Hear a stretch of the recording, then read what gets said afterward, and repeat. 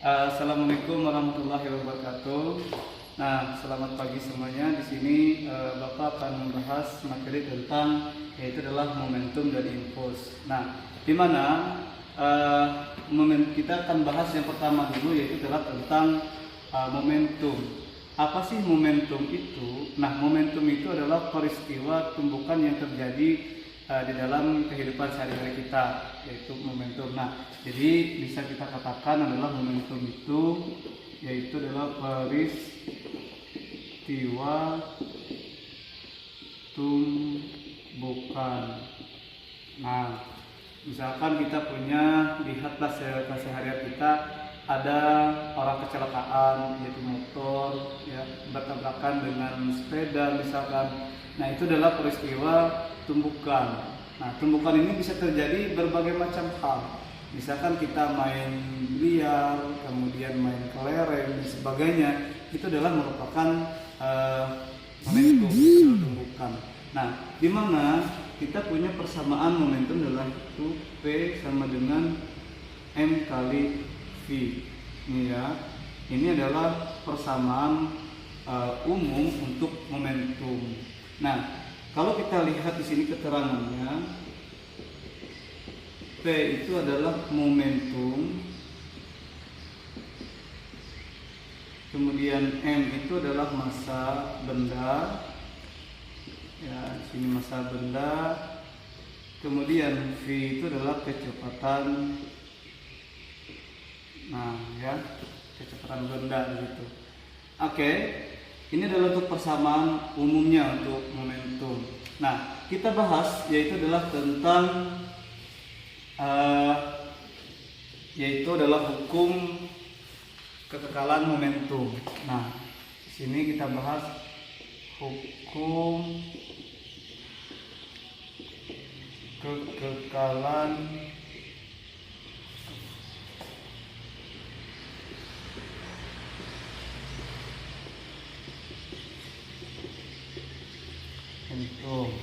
Nah, hukum kekekalan momentum itu syaratnya adalah dia punya syarat.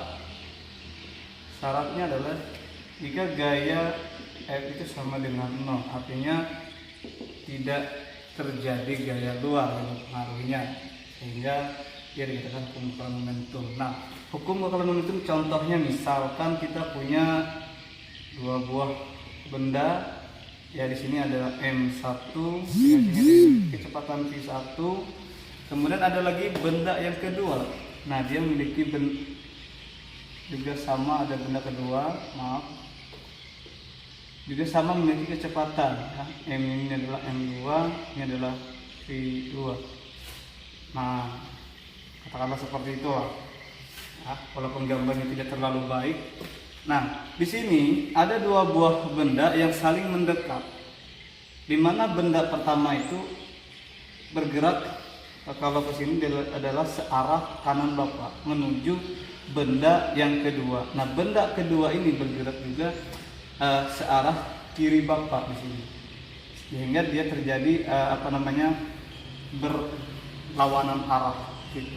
Sehingga pada saat dia terjadi tumbukan di sini, maka kedua benda itu ya, ini adalah setelah setelah tumbukan ya. Nah, ini peristiwa ini adalah sebelum tumbukan,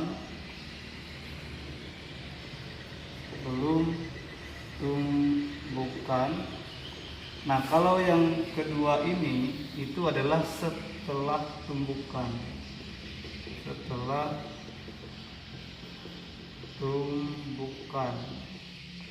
Nah, setelah terjadinya tumbukan, ini ada M2 dan ini ada V2 aksen, kecepatan aksen. Ini V2 aksen ya, kecepatan kedua setelah tumbukan. Kemudian yang ini adalah kecepatan yang pertama setelah terjadi tumbukan. Kalau yang di sini adalah kecepatan awal pada saat sebelum dia terjadi tumbukan. Bagaimana dengan masanya? Masanya tidak berpengaruh di sini karena tidak terjadi perubahan bentuk begitu. Kalau terjadi perubahan bentuk maka otomatis terjadi perubahan massa.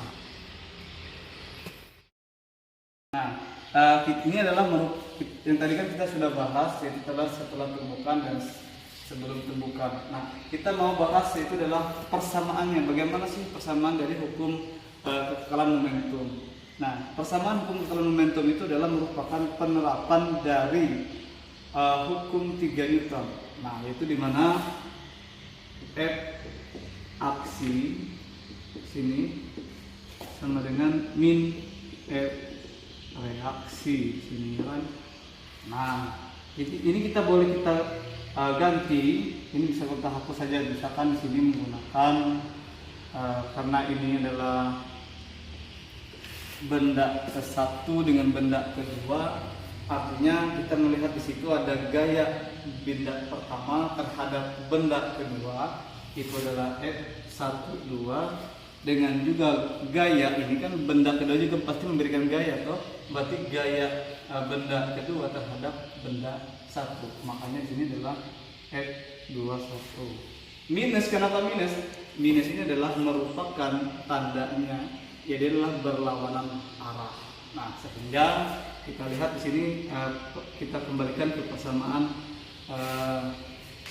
impuls ya, 1 2 dengan delta T sama dengan min F21 kalikan delta T, ya kan? Nah, di mana ya kita punya persamaan M1 V1 di sini ya, dikurangkan dengan M1 V aksen ini sama dengan berarti M2 dengan V2, ada tanda minus di sini ya, ada tanda minus, kita kurangkan dulu.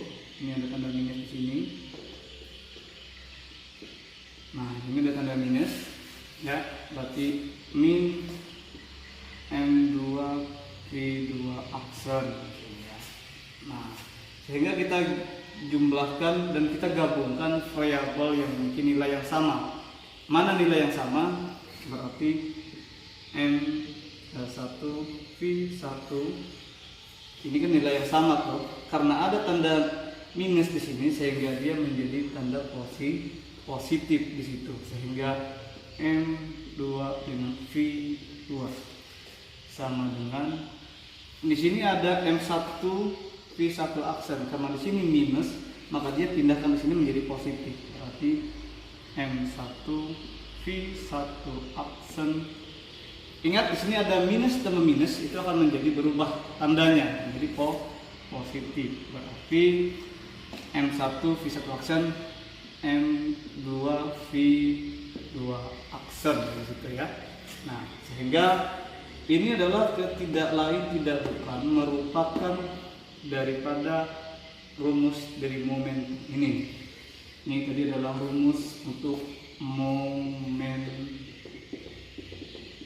ya kan? Nah, sehingga apa di sini? Sehingga di sini nilainya adalah P1 tambah dengan P2 sama dengan V1 aksen dengan nilai aksen ditambah dengan V2 aksen. Nah, ini adalah merupakan rumus dari hukum kekekalan momentum. Oke, sampai sini materi tentang momentum ya.